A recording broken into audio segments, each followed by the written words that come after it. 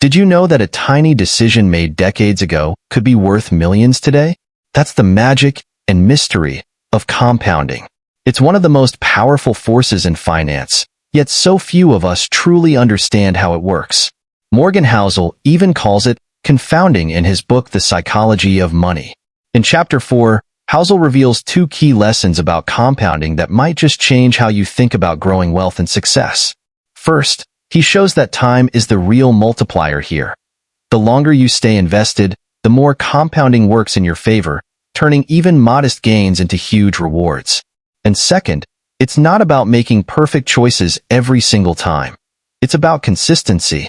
Small, steady actions can compound into something enormous over the years. This matters far beyond just money. Compounding can transform your life in any area, from building skills to deepening relationships. So, if you're ready to understand the true power of compounding, Chapter 4 is an eye-opener that might just change your outlook on growth and success.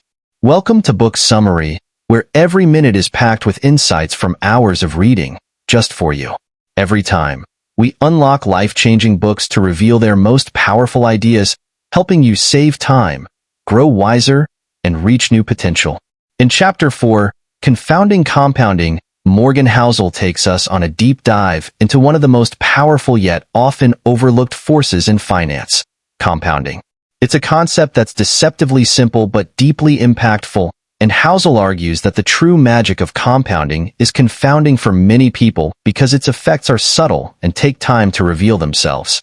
At its core, compounding means making your money work for you by reinvesting your earnings, whether it's interest, dividends, or capital gains, so that you earn returns on your returns. But here's the twist. The power of compounding doesn't show up immediately. It sneaks up on you over time, which is why so many people miss it. Take Warren Buffett, for example. The majority of his $100 billion fortune wasn't made in his early years of investing. It came much later, when his wealth was already substantial. When Buffett was in his 50s, he had accumulated just $400 million. By the time he hit 60, his wealth had grown to $1.6 billion. But by the time he turned 90, his fortune had exploded to over $100 billion. Why? Because compounding works exponentially over time. Once you've built a solid base, it starts snowballing. Housel also uses the example of a small, consistent investment to drive home this point. Imagine two people, Alice and Bob. Alice starts investing at age 25, contributing $1,000 each year into a retirement account that grows at an average annual return of 7%. Bob, on the other hand, starts investing at age 35, contributing the same $1,000 per year with the same return. By the time they're both 65, Alice ends up with over $160,000, while Bob only has about $90,000. Even though Bob invested the same amount of money, he started 10 years later and missed out on a decade of compounding, an amount that could have easily turned into tens of thousands of extra dollars. But it's not just about starting early.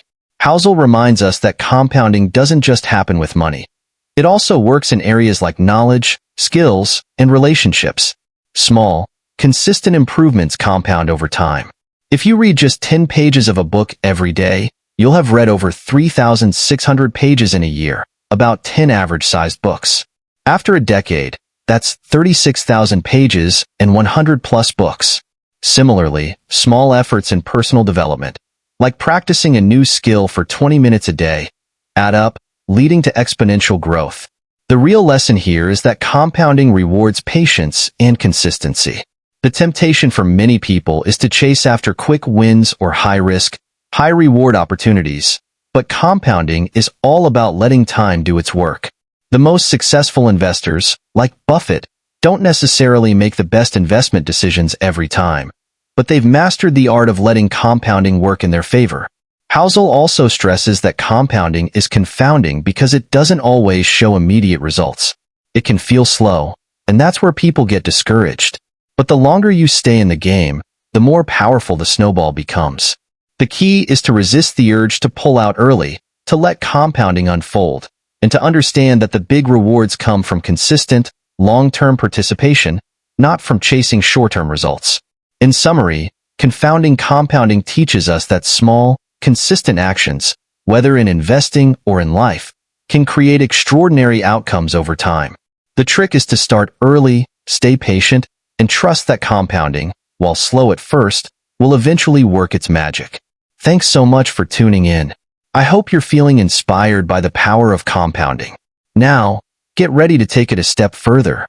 In Chapter 5 of The Psychology of Money, Morgan Housel breaks down the surprising difference between getting wealthy and actually staying wealthy. He reveals that while building wealth takes ambition and risk, holding on to it requires patience, careful planning, and knowing when not to take big risks. If you're curious to learn these key strategies for lasting financial success, click over to the next video, and let's keep this journey going together. I'll see you there.